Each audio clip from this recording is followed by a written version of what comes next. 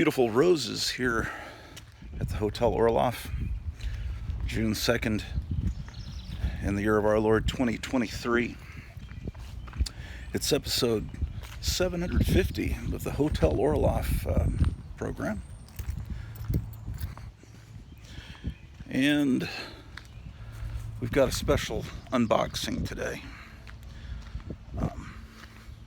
We'll be unboxing some Holy Grails, as the members of the comic book community call them. Holy Grails. I think they actually call them Grails. I call them Holy Grails. Comics you've always wanted, thought you'd never get. Let's take a look at. I got a. Where is it? I got a cool postcard from John Goris. Where did I set it down? Oh, here we go. Look at this. Let me get it in the light. It's a hand-drawn postcard.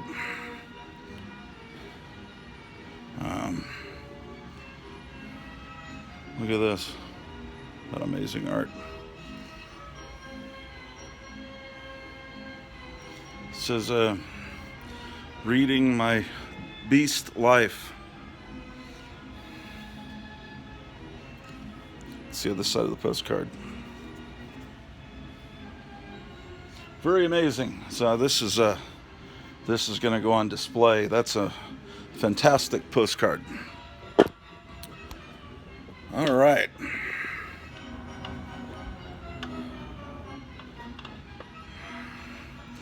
Well, it's Friday, and where do I begin? Just got two giant boxes. I've been producing a television show called The Tomb of Terror, which is in the vein of The Hypnotic Eye, a show I worked on with Joe Riley back in late 1990s. And this new Tomb of Terror show, I just completed episode 21 just minutes ago. So I'm selling those for $20 each, postage paid. If you get a whole bunch of them, talk to me and we'll work out a deal on postage. Because postage is, looking down at my dog here, postage is expensive in Joe Biden's world, ladies and gentlemen. So, with no further ado, so anyway, the Tomb of Terror show, I sent 3 sets of episodes 1 through 16 to Gotham City Comics in Mesa, Arizona, and in trade for comics and books. And look at this little bag he sent with the order. Let's open this up, ladies and gentlemen.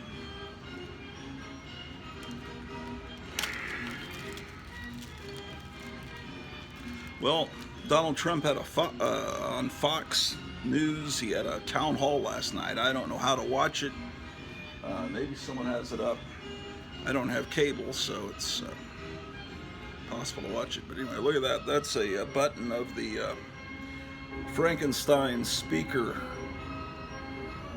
I think this mold was used for 2 things back in the 1960s. One was a speaker. It had a little speaker on the top of his head that you could hook up to your phonograph or radio, and it was also used as a Halloween bucket to put your candy put in. And what is this ring? Look at that, fantastic skull ring.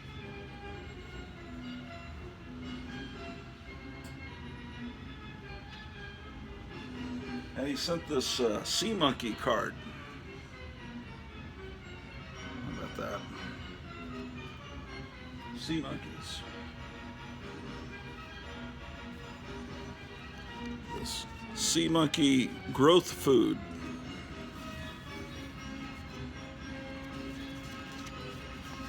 Sea monkey superfood. Sea monkey living plasma. Sea monkey medicine. Banana treat, sea monkey dessert. Who knew raising sea monkeys was so complicated? Here's Instant Life, ready to hatch sea monkeys with a supply of special growth food. Sea monkey water purifier. Sea monkey mating powder. Sea monkey growth stimulator. And sea monkey vitamins. Amazing.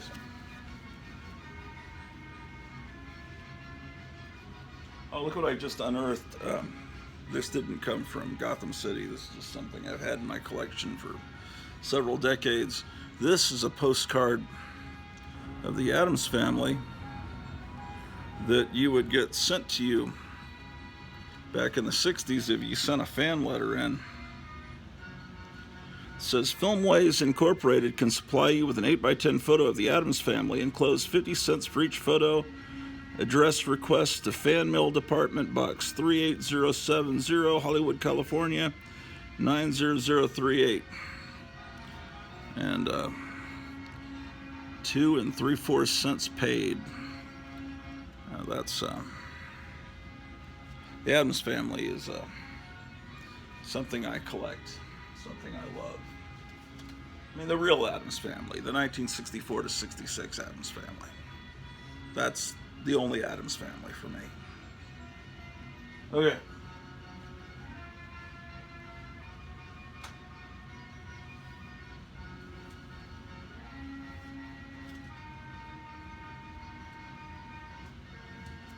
Tell you what.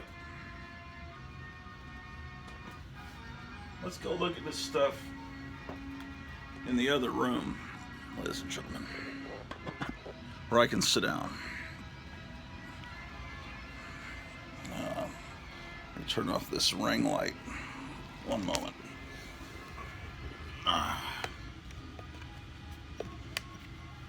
Okay. We go in the other room.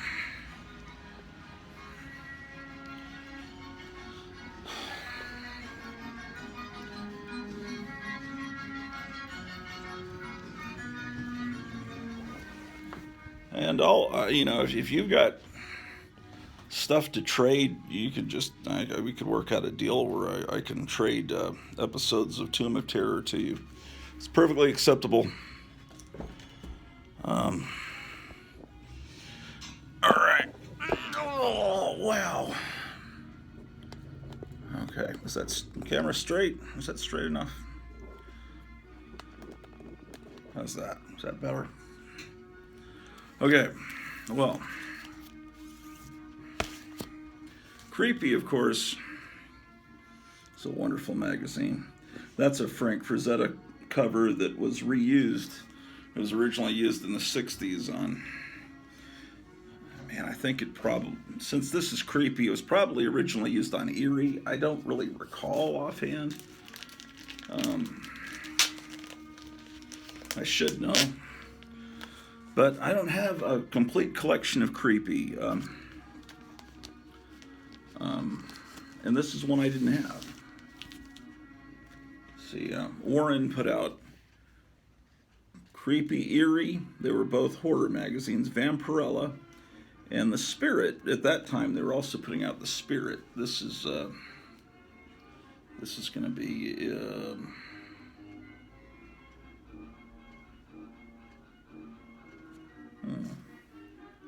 October of 1976. Yeah, that was when I had first moved back to Texas, to Arlington, Texas. I was just beginning. That was actually October of 76. That would have come out in August. Yeah, August of the end of the summer of 1976. I was just going into 6th grade. And anyway, somehow I didn't get this issue of Creepy. First thing, I always love looking at the ads in the back of Warren magazines. These model kits, I've never actually seen them in real life, these monster heads. I remember seeing these shirts at Montgomery Ward at the Forum 303 Mall, but I think they were made out of polyester, and like this Famous Monsters shirt, that's a cover from Creepy. That was never art that was used on the cover of Famous Monsters, but anyway, they were very uncomfortable. I mean, I never had one, but I could just tell they were made out of material that would be horrible to wear. Yeah, Space 1999 was kind of struggling at that point. It went 2 seasons. It was a cool series, but it was, most people remember it, you know, Jerry and Sylvia Anderson, the British couple that made Space 1999, they had made all kinds of shows with puppets, science fiction shows, Thunderbirds and Fireball XL5, and when they made Space 1999, even though they had 2 fine actors in Martin Landau and Barbara Bain and Barry Morse also, they had them act kind of like the way the puppets acted, very robotic, and it wasn't their fault. They're fine actors. That was definitely the direction. Anyway, second season they tried to make it more loose and fun and added in a space alien woman that could change into animals that try to give it a Mr. Spock kind of feel. But these are the magazines that inspired Creepy and Eerie. You know, these are reprints from the early 70s. They were great. But anyway, early 50s, these horror magazines from EC were put out, and then towards the end of the, right after, I guess the beginning of the LBJ presidency, James Warren started putting out horror comics too, but in black and white form, because you couldn't do them in color comic form anymore, because it was there was a comics code that started that would keep you from doing the real, you know, extreme, gory, bloody stuff. Anyway, this is it's like they've got a superhero story here in this issue of Creepy. Man, it's hot out here on the porch. It is a hot day. Oh, this is it's a color supplement in the center with the wonderful art by James Corbin, where they're being attacked by sharks. It's kind of horribly gory stuff. Yeah, see the shark attack. I think they later reprinted that story in an all-shark issue. As they were, and this column by James Branticelli was always very interesting about the comic book industry. Here's John Severin's story. Anyway, very good. Creepy number 83 from October 76. This video is probably going to go over several episodes because I got a lot of stuff here.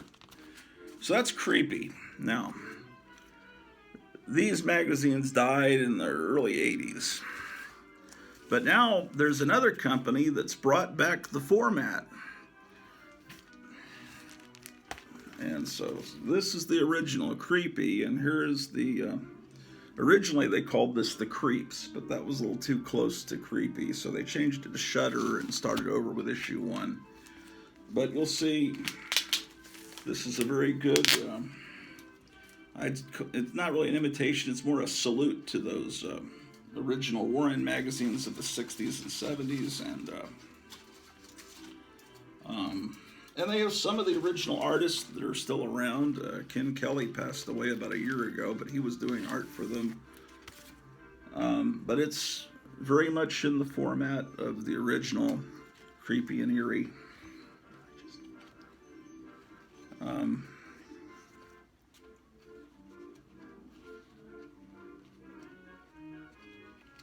Yeah, it's hot.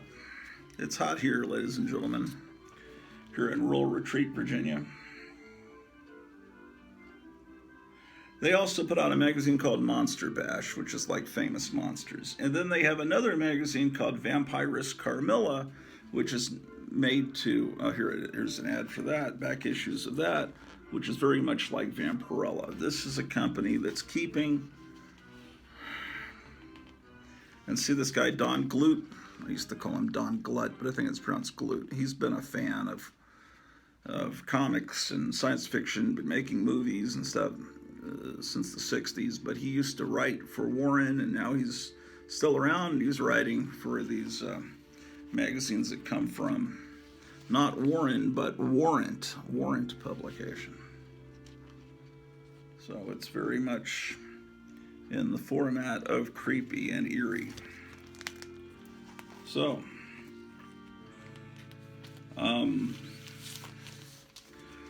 they're hard to get because most comic stores don't order them. I think you need to be near where they have a mall. Barnes & Noble, I think, stocks these magazines. But I'm not near a mall, and when I used to live near a mall, I never went to it anyway because I have grown to hate malls. Here's another issue of Creepy number 82.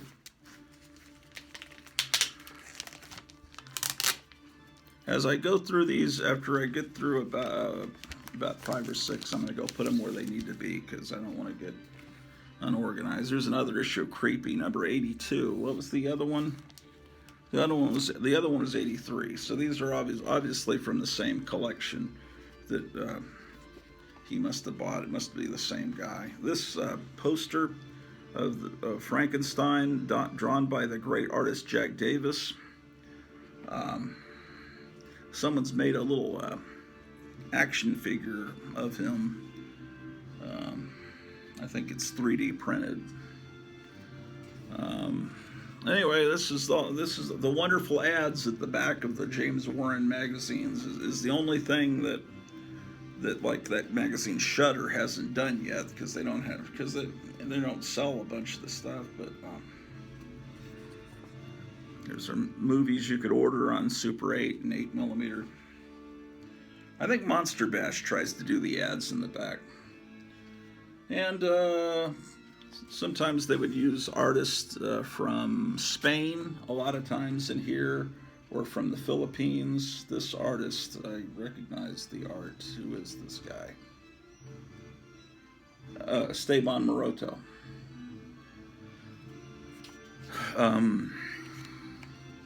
Sometimes the Spanish names would actually, because people in the Philippines, they have Spanish-sounding names.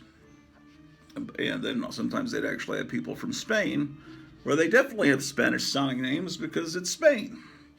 So there's a lot of European and Asian art, especially in the 70s. In the 60s, it was more exclusively American artists in these magazines, and especially artists that had drawn for EC about 10, 12 years before. But this is great stuff. Creepy magazine. Another holy grail. Yes. It's Pride Month, and I'm very proud of my creepy and eerie magazine collection. So here's an issue I didn't have, and I think the cover's detached on this one. It's Eerie 1970 yearbook. They've combined two different Frank Frazetta paintings to create a new thing here, which is it's supposed to be this is an underwater scene. He's an underwater creature, and they've added in this. Actually, this may be 3 paintings. They've combined this dinosaur and then this sorcerer. Anyway, you see how that looks like the back of that issue of Shudder I just showed you? They're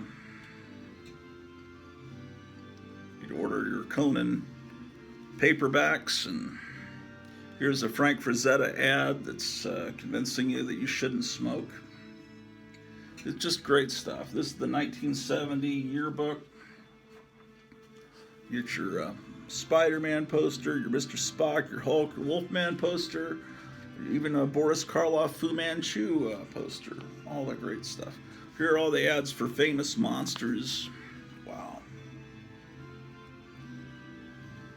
See, this is more 1970. This is a reprint issue because it's a yearbook.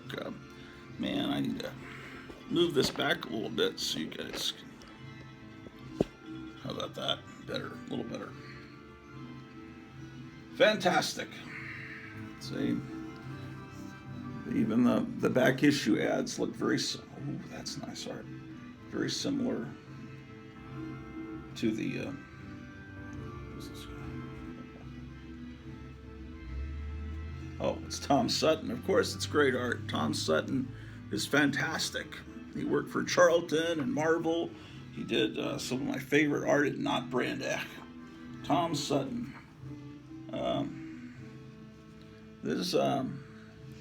He said this cover was detached. Oh, I see.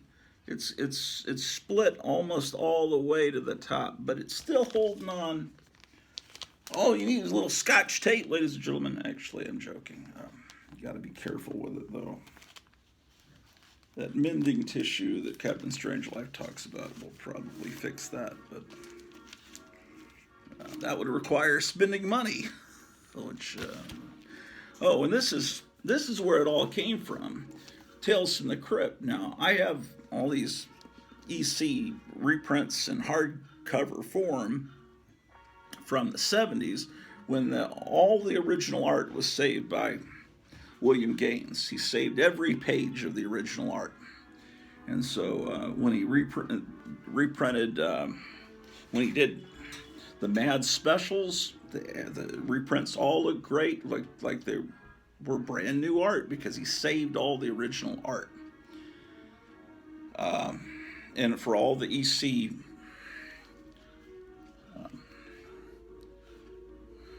and it was, anyway, the books were put out in the 70s in hardcover form, all shot from the original artwork in black and white, and in slipcases. But now they're putting this out a different way, which, you know, so you got to buy it all again because now it's actually in beautiful color. And you probably need to be closer, actually. Oh, Kevin, this is something you might want to see. This is, you probably have this. It's a Garbage Pail Kids cup I forgot I had. They merchandised the heck out of the Garbage Pail Kids. This was just sitting up there on my wife's desk, and I reclaimed it. Because she didn't want it on the desk. I put it there a long time ago without even asking her. Anyway, it's EC.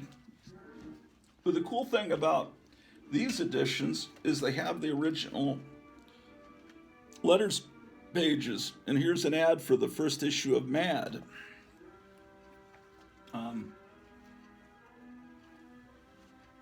Okay, so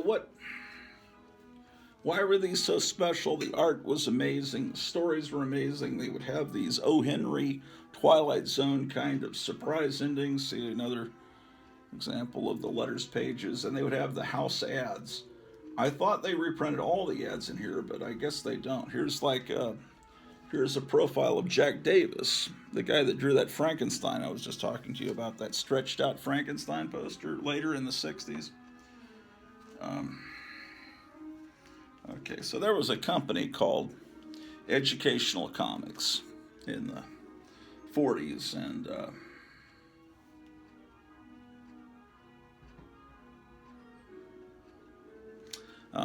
sorry, I was distracted by something. It was called Educational Comics.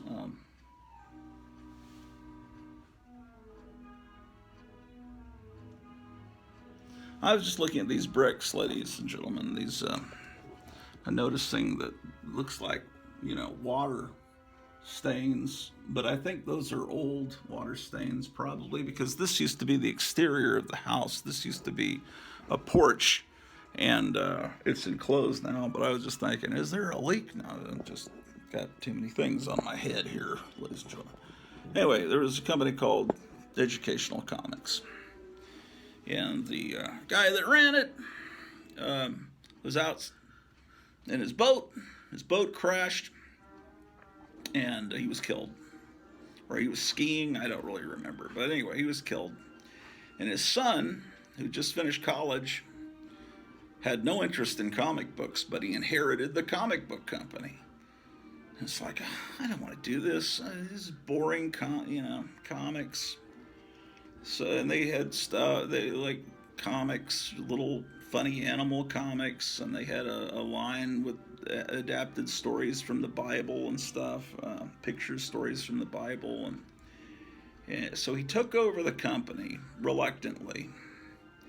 And he said, "Well, I'm going to make comics the way that I would like to read." So he changed the name. He kept the name EC, but he changed it from educational comics to entertaining comic. Now it's entertaining comics. And he started putting out stuff like Tales from the Crypt, Vault of Horror. He just changed the names of the comics that were existing. For all of a sudden, it's Tales from the Crypt, Vault of Horror, horror comics. And he had crime comics and shock comics. This shock suspense stories would do.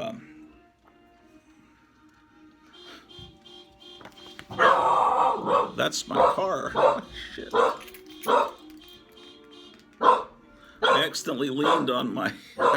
I guess I pushed up against the side of this lawn chair. It's upset my dog, Priscilla. Anyway, the car alarm went off. Oh, it's got a foreword by Steven Spielberg. At least he admits he's influenced by these comics. But anyway, he would. This is like that other one. This is the same, but it's a softcover edition, reprinting shock suspense stories. So there's an ad for weird fantasy. He also did science fiction comics. He did horror science fiction comics that were actually even better than the horror comics. People today know Tales from the Crypt because there was an HBO series in the 80s adapted from the comics, except they added in more. The blood and gore was that way in the 50s comics, but they added in other offensive stuff because it was HBO and they wanted to show that what they could do. But anyway, they did war comics, and then Mad was a comic that was revolutionary. And anyway, a lot of parents, teachers, and psychologists started to get really upset at the comic book industry because EC was doing these comics, and then there were all these other companies imitating them, and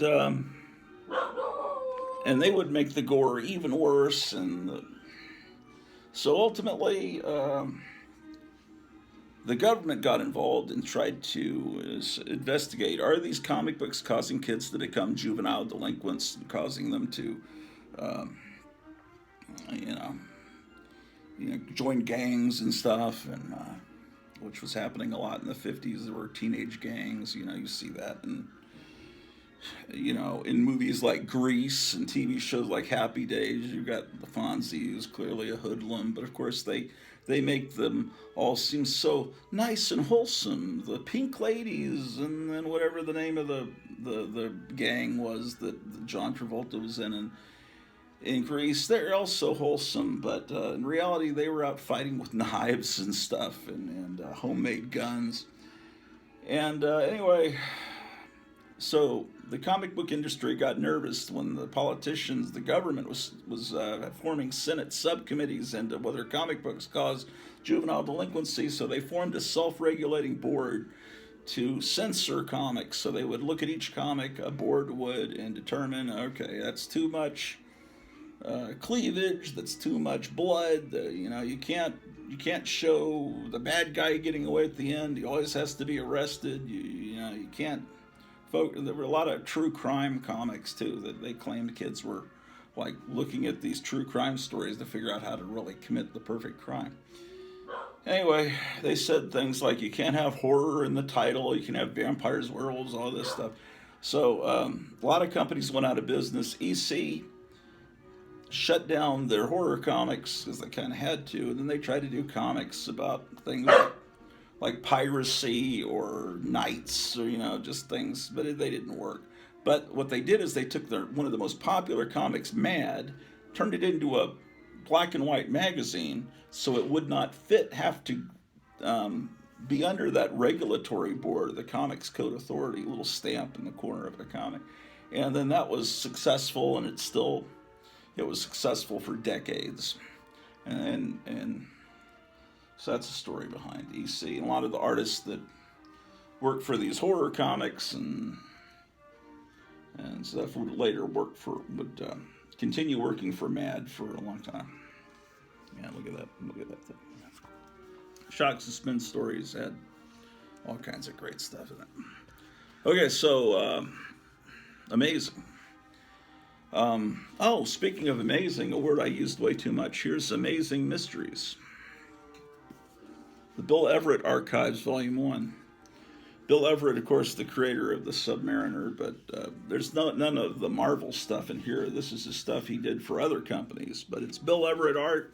It's a hardcover book, and I traded all of this I got for trading episodes of Tomb of Terror, which is a show I think you'll enjoy, and you can order copies by sending $20 postage paid to PayPal at Kenneth Weinert, KENNETHWEINERT.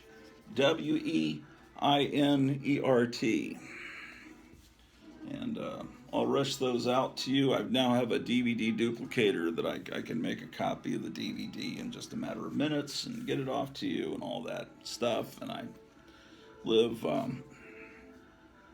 about a minute and a half walk from the post office. So there's no real excuse. You'll get your stuff quick. Here's one of these. It's a PS Art book Softy. They had hardcover. This is a Softy. Startling Terror. But this is more of the early 50s horror comics. These are other companies that were like EC doing the other horror comics. In the early 50s, you'd go to a newsstand. It was all horror and crime. The superhero comics died off after World War II. And all of a sudden, it was just an explosion of crime, horror, terror. What was the real reason why there was a lot of juvenile crime in the 50s? What was the real reason why? You see these little films from the 50s on YouTube, or you see them used to show them on Night Flight back in the 80s. It's all funny. It's like all these films they used to show in school on 16 millimeter where they teach kids how to wash their hands and how to act in a lunch line, not to cut in line, and how to act on a date, and how to be polite. And it's like, why did they have these films? They seem so corny. It's because they needed to, because there were a lot of, not all, the 50s was a wonderful time. It really was. But there was a certain percentage of kids that were like savages. Because there were and why?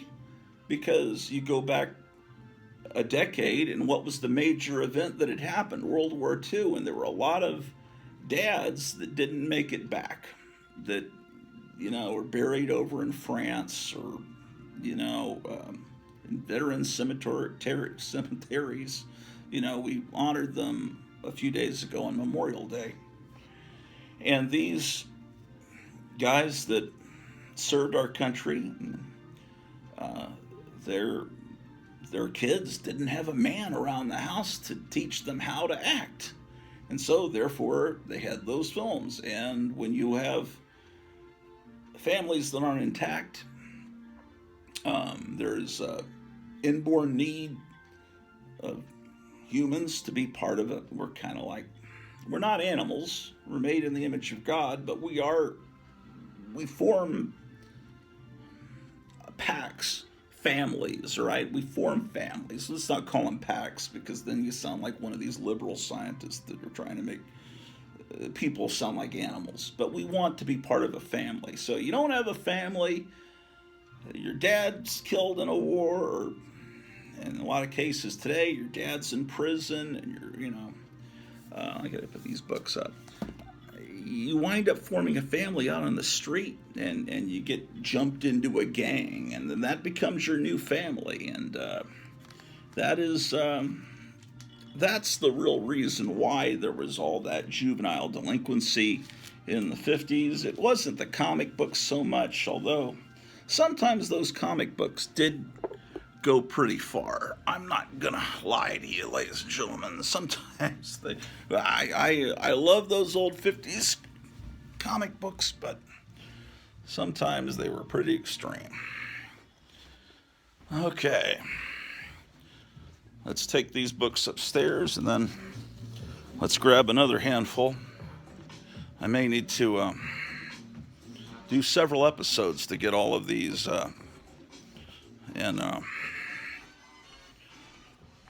viewed by you, ladies and gentlemen.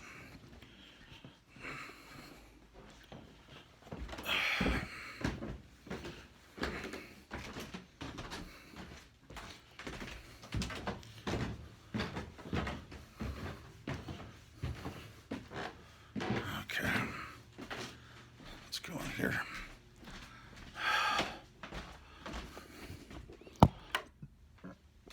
Okay.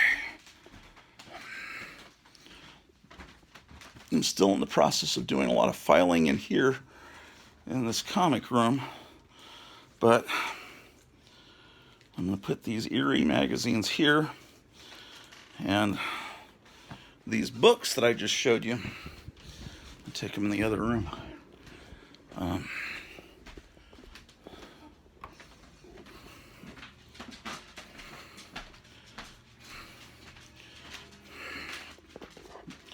And I'll file them at a later date.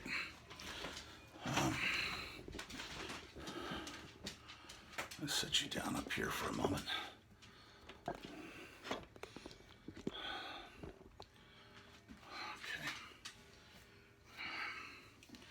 Let's move this Spider-Man. Put him up here. There's a Mad Ball. I was wondering where that was. Remember my nephew was visiting back when we lived in Texas, and he was looking around. He wanted to throw a ball to the dog, you know, because that's what little boys do, right? You play ball with a dog, and he grabbed this thing and said, no, don't throw that. That's a valuable collectible. And of course, you look like you're a complete insane person. It's like, no, that ball is valuable. You cannot throw that to the dog. You know, it's just like, but it's just a dumb ball, man. I want to throw it to the dog. No, you can't do that. You don't understand. It's a Mad Ball.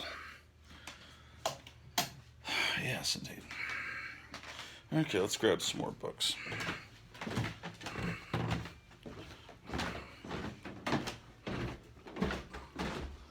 And we'll take them out to the porch. Look at them. Tomorrow is a big festival where they have garage sales all over town, and all these stores are open. And here's Alan the cat. Uh-oh. Hey, it's not good. Here's some more books we can look at, ladies and gentlemen.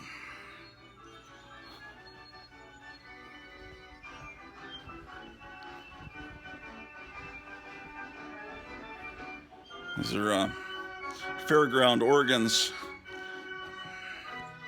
My wife thinks I'm crazy when. Oh, here's Pete the cat. How you doing, Pete the cat? People will say they like when they see the pets, but it's not good when Drew is chasing Alan.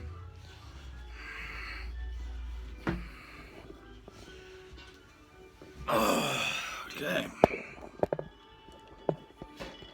Yes, life could be a dream, ladies and gentlemen. Here's Planet Comics. Another this that is such great. This is from the stuff from the 40s and early 50s. A company called Fiction House, which had started as a company that put out pulps, but they did some of the greatest comics with this fantastic art. This company, PS Art Books, they reprint all the ads. That company that did the EC reprints I just showed you, they reprint all the house ads. But see here, you get all the ads. And these are just shot from original comic books. Those EC books, they had all the original art that was saved. These companies, who knows where the art went? It might have just been thrown away.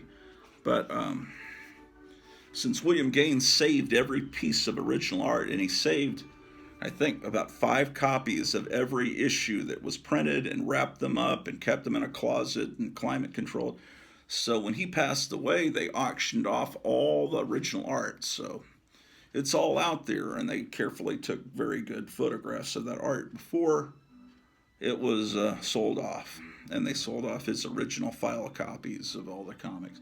But stuff like this, they have to do their best to just shoot it from existing comic books, which is fine.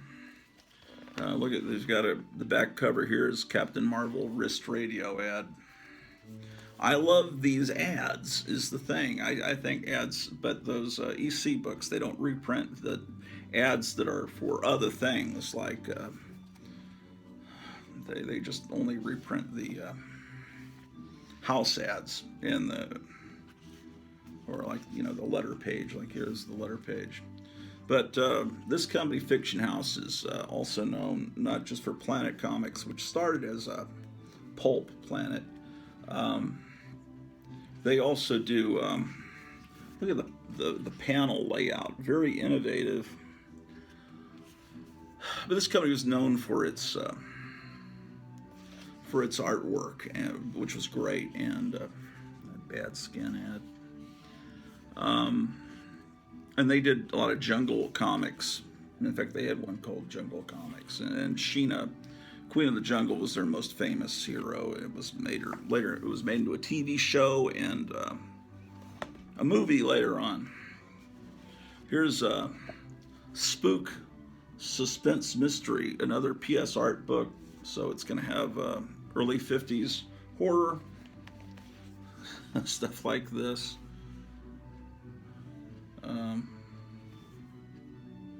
Well, the company that put out Spook Suspense Mystery was, here's issue 27. What was this company? So this reprints issues 27 through 30, January 1954 through October of 54.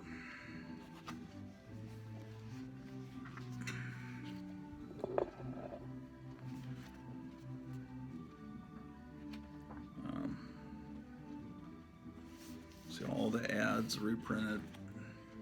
This is here's some of their Jungle comics.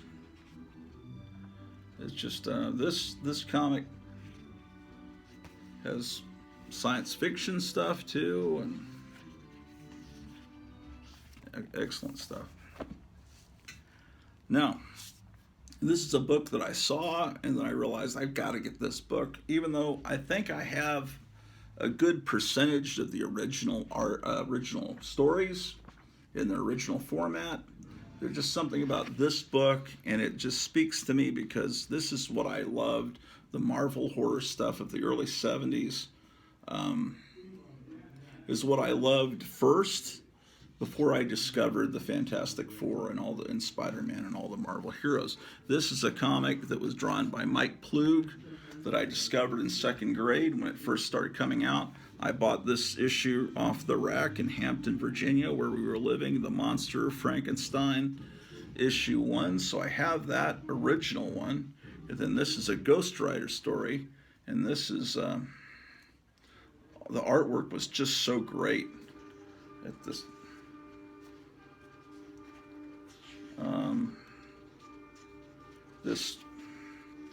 This I bought from the 7-Eleven in Hampton, Virginia, this Marvel Spotlight. That's the first Ghost Rider, the first Ghost Rider like this. Ghost Rider before he'd been a Western hero. And then you got Tomb of Dracula, which is another comic I loved, but I don't, you know, if this is Tomb of Dracula #1, I didn't start getting Tomb of Dracula until like issue 3 or 4, just because I didn't ever see it, or I would have. And then you've got Werewolf by Night, which is another comic I dearly loved. So this book is like made for me. And this is Werewolf. I have this issue. I have the first Werewolf by Night. See, I have a lot of this stuff in its original format, but it's just really cool to have this collection of stuff that is was so cool to me and meant so much to me. Oh yeah, and I got this where they team up a lot of their monsters into the Legion of Monsters. I remember buying that, and that was 25-cent era. I don't remember if I was still in San Antonio or if we had moved at that point. Anyway, mid-70s. What else they have in here? Then they have stuff from their black and white magazines. Marvel put out black and white magazines to try to compete with Creepy and Eerie, because when Marvel saw that someone else was making money, they wanted to, cut in on it. And so they started doing black and white magazines like Dracula Lives and Vampire Tales, trying to get at that what the money Warren was making. So,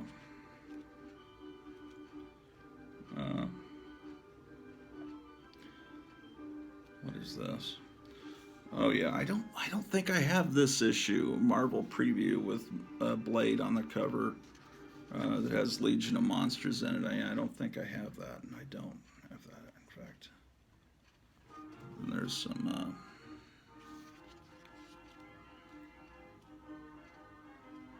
Let's see. What is this?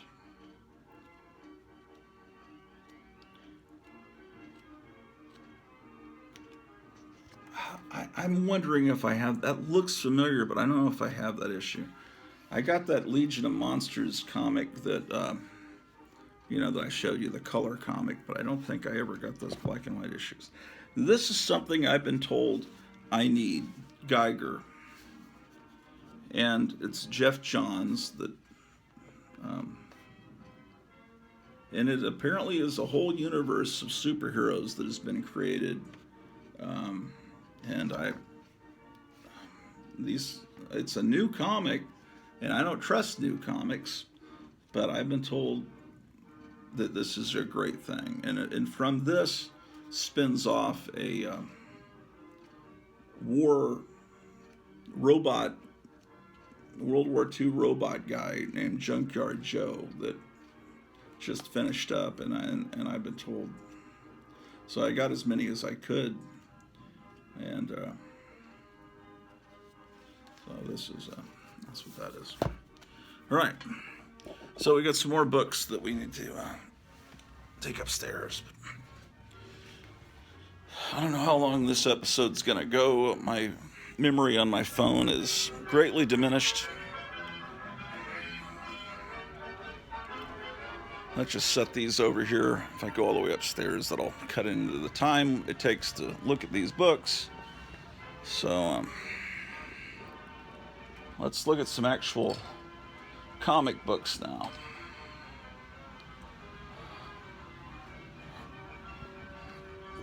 All the stuff you just saw came in a box yesterday, but all these comics came today.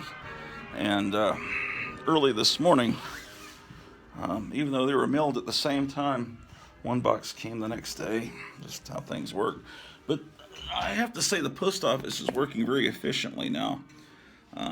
It's getting mail to real quick to people. This is a comic. Oh, here's that comic I was just talking about, Junkyard Joe. So yeah, it's got the DC go-go checks, because originally they wanted this to be put out by DC, but DC, I guess, is too flaky. I think it's a 6-issue miniseries. I've got issues 2 and 3, and I guess I'll get the rest when I can. Here's some another way they reprinted the old EC comics. They were reprinting them in the 90s, or was it the late 80s? 2 different companies reprinted them. There was at one point it was Gladstone, which was a Disney.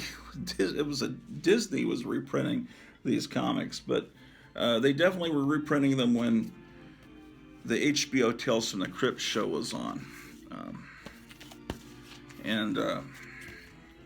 so I was trying to, we were swapping equally for all these DVDs I made of Tomb of Terror for books, and so we were trying to get it to the right amount.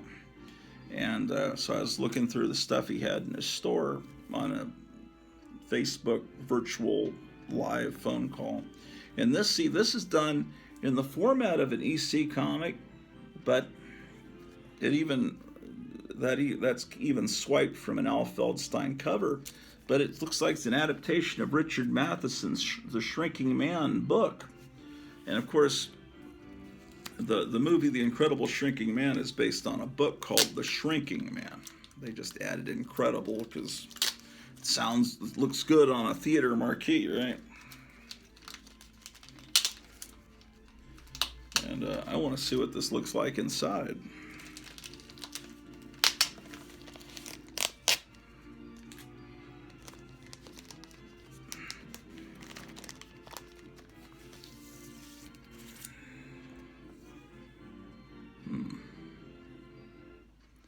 Strange. The back is got all this. Oh, I guess it's